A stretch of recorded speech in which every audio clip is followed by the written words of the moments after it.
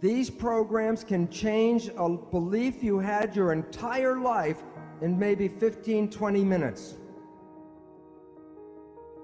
Many of them create a state of super learning like you were when you were an infant. Yet there is a better and faster way even. The mind has two parts. The subconscious mind is the original brain, and it can process 40 million bits of data from the environment every second. The mind is very powerful and very fast, but it's totally habitual. It's not creative. It can only play back what it learns. In evolution, the front part of the brain, the prefrontal cortex, gives rise to consciousness. It's a small piece of the brain that is consciousness. Self or consciousness is an add-on option, and most people don't exercise the option. But note, it can process only about 40 bits of data per second. The subconscious mind is 1 million times more powerful. While the subconscious mind is fast, the conscious mind is slow at processing. That's why when you're in an emergency or stress, you operate from this one, because it can operate fast and handle lots of data. But the difference between the two is this is habitual. It is the conscious mind that is creative and can generate free will. The conscious mind can control anything in your entire body. They used to say there were parts of our body that were involuntary control. But now we know that's not true. For example, yogis can regulate their heartbeat, their blood pressure, or body temperature with conscious mind. So while the conscious mind can only handle a few things, the subconscious mind can do many, many thousands of tasks at the same time. Now, recently, neuroscientists are talking about how your unconscious really shapes your life, your decisions. What they say, according to cognitive neuroscientists, we are conscious of only about 5% of our cognitive activity. Most people, 1% of their day is in the conscious mind. So every day, you create only from your creation mind, your conscious mind, only about 1% of what is going on in your life. And therefore, 95 to 99% of your life comes from your programming in your subconscious mind. So what this means is maybe you were the child in the store and your parents said you do not deserve. 95% of the day you will sabotage your life to make sure you do not deserve. And the reason why is the subconscious job is to create reality out of the program. And so therefore, if you have negative programming, 95% of the day, you will create that negative experience in your life. Now here's the problem. The conscious mind and the subconscious mind work together. So whatever the conscious mind focuses on, it can control, but what it's not focusing on, the subconscious mind controls. So most of our day, we are thinking about the future or thinking about the past. That's with the conscious mind. So if the conscious mind's not paying attention to right now, then everything you're doing during the day is being run by the program that you got. But the problem is, because your mind is not, the conscious mind's not paying attention, then it does not see the program being played by the subconscious mind. So most of every day, you are not playing programs that you personally want, you're playing programs that you got from other people. But you didn't see those programs, so when your life doesn't work, you say the universe does not support me. And yet the truth was, it was your own invisible behavior that sabotaged you. So what's important is some people say, well, maybe I just do some positive thinking.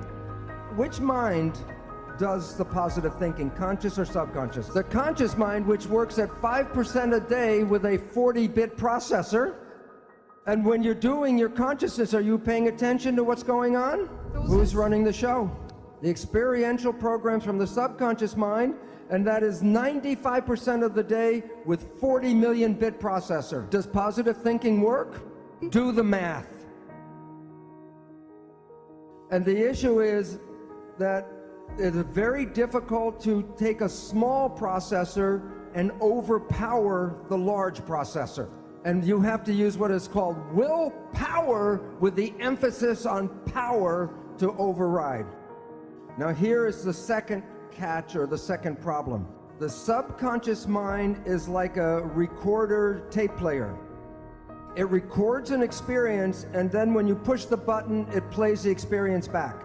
So then we take our conscious mind and we want to talk to the subconscious mind and change the program. Now think about it this way. You have a tape player and I give you a cassette with a program. You put the tape in and you push play. And the program is going, you say, I don't like the program. Then you go up to the tape player and you say, change the program, change the program. The issue is the tape will not change by doing that. But there are ways to change the program if you know how to push the record button. So your life does not reflect what you want, it reflects the program you were given. So one way out is consciousness. Just be conscious and then you don't play the tape. A second way out, clinical hypnotherapy, because that puts you back in the same brain state that you were in the learning period. And then you can put a new program and rewrite the tape. Yet there is a better and faster way even. There's a group of new psychology modalities called energy psychology. There are many different versions. For example, holographic repatterning, body talk, EMDR, EFT. The one I am most familiar with is PSYCH-K, PSYCH-K. These programs are like pushing the record button on the tape player. These programs can change a belief you had your entire life in maybe 15-20 minutes. Many of them, like PSYCH-K, create a state of super learning like you were when you were an infant. But I'm now going to show you how your thoughts go out and affect your life on the outside. EEG, you put wires on your skin and read the brain activity. MEG, the probe does not even touch the head. You can read your brain activity outside of your head. It's not magic. When a nerve carries a signal, it's like an electric wire.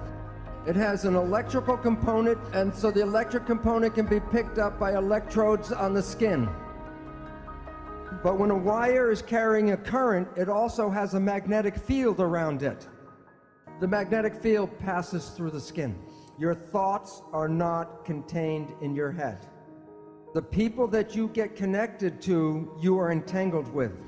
And many people are familiar, if you think about someone or talk about someone you haven't seen for years, and I say, oh, I haven't seen my friend John in 10 years, and the phone rings and it's John.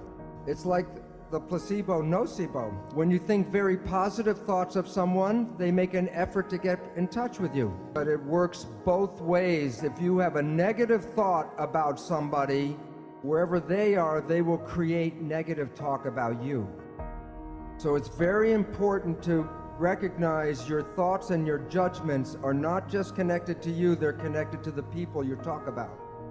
You are exciting and activating those things in the world that are connected to your thoughts. When a mugger is trying to pick out which person he's going to attack, of the different people walking down the street, which one do you think gets attacked? The one who is most afraid.